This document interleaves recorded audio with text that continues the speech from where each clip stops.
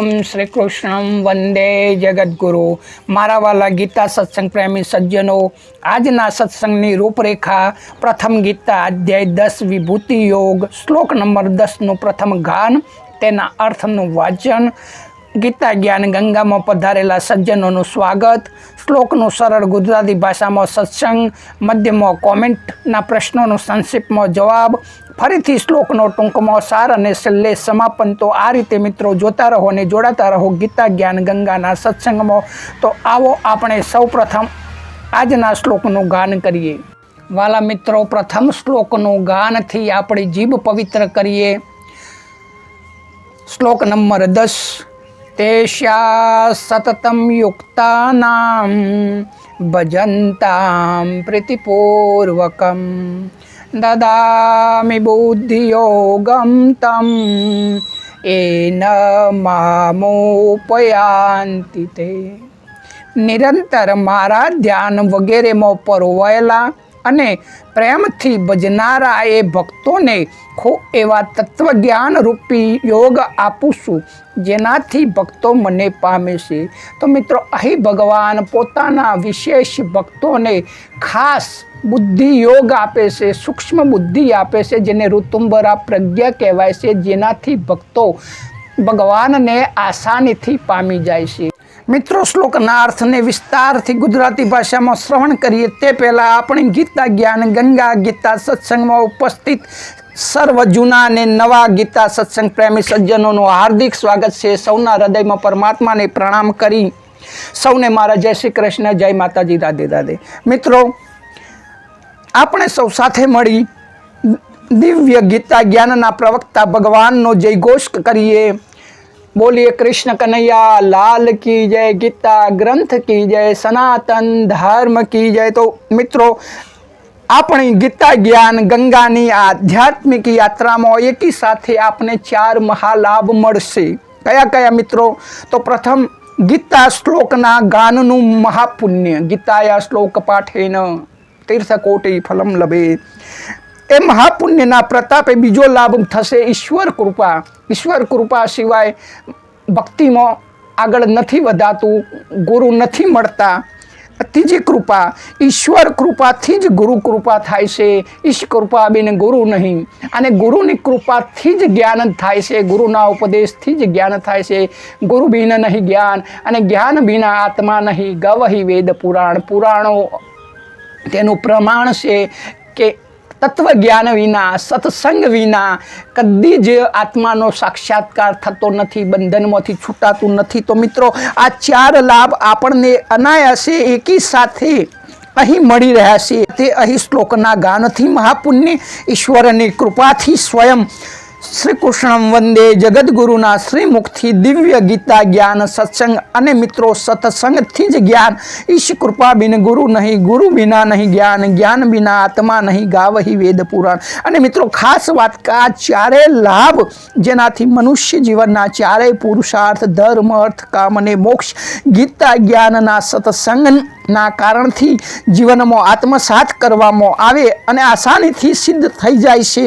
પરંતુ શરત એટલી કે આપણે સ્વયં આપણા ઉપર કૃપા કરી આ મળેલો લાભ 100% પચાવવા જેટલી યોગ્યતા ખીલવવાની છે। અને એના માટે આપણે સતત શ્રવણ, સતત તેનું મનન અને સતત તેનું નિધિધ્યાસન કરી જીવનમાં ઉતારવાની કોશિશ કરવાની છે। અને સંપૂર્ણ ભગવાનની શરણાગતિ સ્વીકારી લેવાની છે કે તારી મરજી પૂર્ણ હો। સત્સંગને વિસ્તારથી શ્રવણ કરી આપણા કાનને પવિત્ર કરીએ। તો ભગવાન અહીં બ્રહ્મનિષ્ઠ ભક્તોને છોડીને ન તો સમતા ઈચ્છે છે કે ન તત્વજ્ઞાન ઈચ્છે છે તથા ન બીજું કંઈ પણ ઈચ્છે છે। અર્થાત એવું ભગવાન અહીં કહેવા માગે છે કે સ્વયં પોતાને અર્પણ કરવાવાળો ભક્ત મને છોડીને બ્રહ્માનું પદ, ઇન્દ્રનું પદ કે સમસ્ત પૃથ્વીનું રાજ કે પાતાળ લોકનું રાજ, યોગની સમસ્ત સિદ્ધિઓ અને મોક્ષને પણ ઈચ્છતો નથી એવો મારો ભક્ત પાવરફુલ છે, સક્ષમ છે। એ સમજે છે કે આ બધું જ છોડીને જવાવાળું છે, કાયમ નથી। તો મિત્રો, એમનું કહેવાનું એક જ લક્ષ્ય છે કે નિરંતર ભગવાનમાં લાગ્યા રહેવું, ભગવાનમાં લાગ્યા રહેવા સિવાય એમને બીજું કંઈ જ પણ કામ નથી. હવે મિત્રો, દરેક કામ અને બધી જ જવાબદારીઓ ભગવાનની છે, અર્થાત એ ભક્ત પાસેથી જે કંઈ પણ કરાવે છે, જે કંઈ પણ આપે છે, તે બધી જ ચિંતા ભગવાનની રહેશે. એટલા માટે ભગવાન અહીં 2 શ્લોકોમાં એ ભક્તની ક્ષમતા અને તત્વજ્ઞાન આપવાની વાત કરી છે. જેમ મિત્રો, આપણે શેઠના પાસે નોકરી કરવા જઈએ તો શેઠની સંપૂર્ણ જવાબદારી થઈ જાય કે આપણા ઘરનું પોષણ કરે અને આપણું રક્ષણ કરે. તો મિત્રો, તેશા સતતમ યુક્તાનામ 9મા શ્લોક અનુસાર એ ભગવાનમાં ચિત્ત જેવો લગાવે છે, ભગવાનમાં પ્રાણવાળા છે, ભગવાનના ગુણ, પ્રભાવ અને લીલાનું રહસ્ય વગેરે પરસ્પર એકબીજામાં રહેતા તથા ભગવાનના નામ અને ગુણોનું કથન કરતા કરતા નિત્ય નિરંતર ભગવાનમાં જ જેઓ સંતુષ્ટ રહે છે એવા પ્યારા ભક્તો અને ભગવાનને જ પ્રેમ કરે છે, ભગવાન સિવાય કોઈ પણ મન નથી લગાવતા એવા નિત્ય નિરંતર ભગવાન સાથે સતત જોડાયેલા ભક્તો માટે અહીં સતતમ યુક્તાનામ પદ ભગવાને વાપર્યું છે. તો મિત્રો, એવા ભક્તો શું કરે છે? તો ભજતામ પ્રીતિપૂર્વકમ. એ ભક્તો ન જ્ઞાન ઈચ્છે છે ન વૈરાગ્ય ઈચ્છે છે, તેઓ તો ફક્ત પરમાર્થિક જ્ઞાન, વૈરાગ્ય વગેરે પણ નથી ઈચ્છતા. તો પછી સંસારના ભોગો અને અષ્ટસિદ્ધિ નવનિધિ તો એ કેવી રીતે ઈચ્છી શકે? ભગવાનના પ્યારા ભક્તોને કોઈ જ લાલસા નથી. રિદ્ધિ, સિદ્ધિ, લોભ, વૈભવ એને કશું જ રંજાડી શકતું નથી, મોહિત કરી શકતું નથી. એવું ભગવાન અહીં કહે છે કે ભક્તની દ્રષ્ટિ એ સંસારિક વસ્તુઓ તરફ જતી જ નથી. તેના હૃદયમાં સિદ્ધિ વગેરેનો આદર નથી, તેનું કોઈ મૂલ્ય નથી હોતું. તેઓ તો કેવળ ભગવાનને પોતાના માનીને પ્રેમપૂર્વક સ્વાભાવિક જ ભગવાનની ભક્તિ કર્યા કરે છે. એમનો કોઈ પણ વસ્તુ, વ્યક્તિ વગેરે સાથે કોઈ પણ પ્રકારનો સંબંધ જ નથી હોતો. નથી તેમને કોઈના પ્રત્યે રાગ હોય છે કે નથી કોઈના પ્રત્યે દ્વેષ હોતો, નથી કોઈના પ્રત્યે પ્રેમ હોતો કે નથી કોઈના પ્રત્યે દુશ્મની હોતી. ફક્ત ભગવાનને જ એ ચાહે છે. એમના ભજન કે ભક્તિ જ એ નિરંતર ભગવાન સાથે જ જોડાયેલા રહેશે. ભગવાનના પ્રેમમાં એટલા તલ્લીન રહેશે કે સપનામાં પણ તેમના હૃદયમાં ભગવાન સિવાય કોઈ વસ્તુ આવતી જ નથી. તો પછી જાગ્રત અવસ્થામાં તો ઈચ્છા કઈ રીતે થાય? દદામિ બુદ્ધિ યોગમ તમ. કોઈ પણ વસ્તુ, વ્યક્તિ, ઘટના, પરિસ્થિતિ વગેરેના સંયોગ અને વિયોગથી મિત્રો અંતઃકરણમાં કોઈ પણ ખળભળાટ ન થાય, વિચલિત ન થવાય. અર્થાત સંસારના પદાર્થો મળે કે ન મળે, નફો થાય કે નુકસાન થાય, આદર મળે કે અનાદર મળે, સ્તુતિ મળે કે નિંદા મળે, સ્વાસ્થ્ય બરાબર રહે કે ન રહે, જાત જાતની અને એકબીજાની વિરુદ્ધ વિભિન્ન પ્રકારની પરિસ્થિતિઓ આવવા છતાં પણ તેમનામાં સ્થિત પ્રજ્ઞતા એટલે કે સમત્વ ભાવ સતત બની રહે છે. એવો બુદ્ધિ યોગ હું એ ભક્તો ઉપર વિશેષ કૃપા કરીને, મારા પ્રેમી ભક્તો પર વિશેષ કૃપા કરીને એવો બુદ્ધિ યોગ, સમત્વ યોગ હું એમને અર્પણ કરું છું, જેનાથી એમની સ્થિતિ એકદમ સરળતાથી સ્થિર રહી શકે.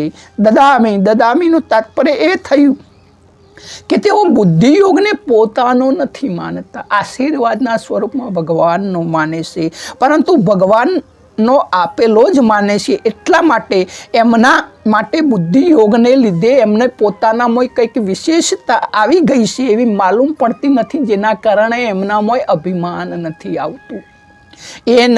તો હું એ બુદ્ધિયોગ આપું છું, જે બુદ્ધિયોગથી તેઓ મને પ્રાપ્ત થઈ જાય છે. કે મિત્રો, સૂક્ષ્મ બુદ્ધિથી જ, ઋતુંબરા પ્રજ્ઞાથી જ જ્ઞાન પરિપક્વ થાય છે અને બોધ થાય છે. જ્ઞાન અને બોધમાં આ જ તફાવત છે. જ્ઞાન એ માહિતી છે. માહિતી જ્યારે પોતાના જીવનમાં ઉતરી આત્મસાત થઈ જાય, એ દઢતાથી પરિપક્વ થાય ત્યારે તેનું નામ બોધ કહે છે. તો જ્ઞાન થવું અને બોધ થવો બે અલગ અલગ વસ્તુ છે. જ્ઞાન દરેકને હોઈ શકે, પરંતુ બોધ તો ખાસ વ્યક્તિ, હજારો લાખોમાં એકાદ વ્યક્તિને બોધ થાય છે. તો મામું પયાંતિ તે, જ્યારે તેઓ ભગવાનમાં જ ચિત્ત અને પ્રાણવાળા થઈ જાય છે અને ભગવાનમાં જ સંતુષ્ટ રહે છે તથા ભગવાનને જ પ્રેમ કરે છે, તો એમને માટે હવે ભગવાનને પ્રાપ્ત કરવાનું કશું બાકી નથી રહેતું. ભગવાનને પ્રાપ્ત થવામાં વાર નથી લાગતી, કારણ કે જેથી ભગવાને એમ કહેવું પડે છે કે તેઓ મને પ્રાપ્ત થઈ જાય છે. ભગવાન બોલે છે, ભક્ત નથી બોલતો કે ભગવાન મને પ્રાપ્ત થઈ જાય છે, પણ તું ભગવાન કહે છે કે ભક્તો, એવા ભક્તો, મારા પ્યારા, મારા લાડીલા ભક્તો મને પ્રાપ્ત થઈ જાય છે. અને મને પ્રાપ્ત થવાનું તાત્પર્ય એ છે કે તે પ્રેમી ભક્તોને પોતાની અંદર જે ઉણપ માને છે તે એમને કદી રહેતી જ નથી, કારણ કે હું એમને પૂર્ણ બનાવી દઉં છું. તો મિત્રો, આપણે એક પોઈન્ટ નવો શરૂ કર્યો છે કે કોઈ પણ પ્રશ્ન હોય ગીતા વિશેનો અને આ શ્લોકના અનુસંધાન વિશેનો, તો આપણે અહીં 2-3 મિનિટ એના વિશે ચર્ચા કરીશું. હા, કોઈ પણ મહાનુભાવોનું નામ જાણ કરવામાં નહીં આવે અને એ પ્રશ્નનો જવાબ આપવામાં આવશે તો બીજાને પણ એની જિજ્ઞાસા સંતોષી જાય. તો આજનો પ્રશ્ન હું મૂકી રહ્યો છું કે એવો કયો ગ્રંથ છે કે જેની વિશ્વભરમાં જન્મ જયંતિ મનાવવામાં આવે છે? તો મિત્રો, આપ જાણતા જ હશો તો કોમેન્ટમાં કૃપા કરીને મને જણાવશો તો મને સારું લાગશે, અને ન જણાવો તો પણ આપની મરજી. વિડીયો ગમતો હોય, સત્સંગ ગમતો હોય તો શેર, લાઈક અને કોમેન્ટ જરૂરથી કરજો. મિત્રો, ફરીથી સત્સંગને સંક્ષિપ્તમાં જાણી લઈએ. આપણે શું સમજ્યા ન સમજ્યા તેની કોમેન્ટ જરૂર કરશો. તો ભગવાન અહીં કહે છે કે જ્યાં સુધી રાગ દ્વેષ એટલે કે વિષમતા છે ત્યાં સુધી સંસાર દેખાય છે, ભગવાન દેખાતા નથી. ભગવાન દ્વંદ્વાતીત છે, એટલે બે વસ્તુથી પર છે. જ્યાં સુધી રાગ દ્વેષ રૂપી દ્વંદ્વ રહે છે, જ્યાં સુધી બે વસ્તુ દેખાય છે ત્યાં સુધી એક વસ્તુ નથી દેખાતી. જ્યારે રાગ દ્વેષ છૂટી જાય છે ત્યારે ભગવાન સિવાય કશું જ દેખાતું નથી. તો તાત્પર્ય એ થયું કે રાગ દ્વેષ છૂટ્યા પછી અર્થાત સમતા આવવા પછી સર્વ કંઈ ભગવાન જ છે. સર્વ વાસુદેવમ ઇતિ એવો ભક્તનો અનુભવ થઈ જાય છે. તેથી ભગવાન પોતાના ભક્તોને સમતા આપે છે. સમતા જ બુદ્ધિ યોગ અર્થાત કર્મયોગ છે. સમત્વ યોગ ઉચ્ચતે, ગીતા અધ્યાય 2 શ્લોક 48માં આપણે જોઈ ગયા. અને ગીતામાં કર્મયોગને પણ બુદ્ધિ યોગ જ કહ્યો છે. જેમ કે દુરેણ હવરમ કર્મમ બુદ્ધિ યોગ ધનંજય, 2 અધ્યાય શ્લોક 49. બુદ્ધિ યોગ મુપ્રાયશ્ચિતે મચ્ચિત સતત ભવ, 18મો અધ્યાય શ્લોક 57. તો બુદ્ધિ યોગ પ્રાપ્ત થતો ભક્ત બીજાના દુઃખમાં દુઃખી થઈને તેને સુખ પહોંચાડવાની ચેષ્ટા કરે છે. એટલે કે તે પર દુઃખ ભંજન થઈ જાય છે, પર હિત માટે કામ કરે છે, અને એ જ તેનો કર્મયોગ છે. તો એક ચિંતન કરીએ છીએ અને એક ચિંતન થાય છે. મિત્રો, બે વસ્તુ છે. એક ચિંતન આપોઆપ થાય છે અને એક ચિંતન આપણે કરવું પડે છે. તો જે ચિંતન ભજન કરે છે તે નકલી છે, જે કૃત્રિમ હોય છે, અને જે આપોઆપ સ્વયં સ્વાભાવિક થાય છે તે મિત્રો અસલી હોય છે. કરવામાં આવેલું ચિંતન ભજન નિરંતર થતું નથી. કરવામાં આવેલો જાપ ક્રિયા નિરંતર થતી નથી, પરંતુ આપોઆપ થાય છે. જેવી રીતે શ્વાસોની ગતિ આપણે કરવી પડતી નથી, ઓખના પલકારા આપણે કરવા પડતા નથી, એ આપોઆપ સ્વાભાવિક થઈ જાય છે. એવી રીતે મિત્રો ભજન સ્વાભાવિક થવા લાગે, આપોઆપ થવા લાગે. એટલા માટે જ આદત પાડવાની છે કે કરતા રહીએ, ઘરનું કામ લેતા રહીએ, હરિનું નામ. તો આ આદત પડશે ત્યારે જ આપોઆપ ભજન થશે, અને એ જ ભજન સાચું છે મિત્રો, અને ત્યારે જ એ 100% ફળ આપે છે. તે ખંડિત થતું નથી, અખંડિત રહેશે. સતતમ યુક્તાનામ, આને સતત યુક્તાનામ કહે છે. શરીર સાથે પ્રેમ એટલે કે મમતા હોવાથી ભગવાનનું ચિંતન કરવું પડે છે અને શરીરનું ચિંતન આપમેળે સ્વતઃ થાય છે. પરંતુ ભગવાન સાથે જ્યારે પ્રેમ થઈ જાય, પોતાનાપણું થઈ જાય તો ભગવાનનું ભજન કરવું પડતું નથી, બલ્કિ આપમેળે થઈ જાય છે, ખંડિત થતું નથી. તો વાલા ભક્તોના ઉપર ભગવાન વિશેષ કૃપા કરીને એમને ભજન કરવું પડતું નથી, એમનું ભજન આપોઆપ થાય એવો દદામી બુદ્ધિ યોગમ તમે આપે છે. તો મિત્રો, ભજન જે પ્રીતિપૂર્વક ભજે છે એમના માટે આ છે. જે સંસારિક વાસનાઓ માટે કંઈ પણ કાર્ય માટે ભજે તો એના માટે બરોબર છે કે થોડી સંસારિક વસ્તુઓ આપીને ભગવાન એને આગો કરી દેશે, પરંતુ જે ફક્ત ને ફક્ત ભગવાન માટે જ ભજે છે તો એને વિશેષ કૃપા કરીને બુદ્ધિ યોગ આપે છે. તો મિત્રો, હવે વિષયને વિરામ આપીએ. હરિ અનંતા, હરિકથા અનંતા.